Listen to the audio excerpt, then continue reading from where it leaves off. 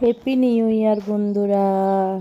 তো আজকে কার বাড়িতে কি রান্না হচ্ছে? এই দেখো, আমার বাড়িতে কিন্তু বিরিয়ানি হচ্ছে আর চিকেন কষা।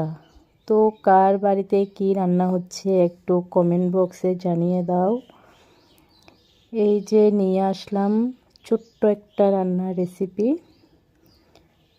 তো কে কোথায় আছো, কে কোথায় ঘুরতে যাচ্ছো একটু বলো।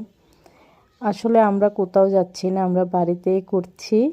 বাড়িতে আর কি, বিরিয়ানি খাচ্ছি এই আর কি। আর এদিকে চিকেন কষা দেখো।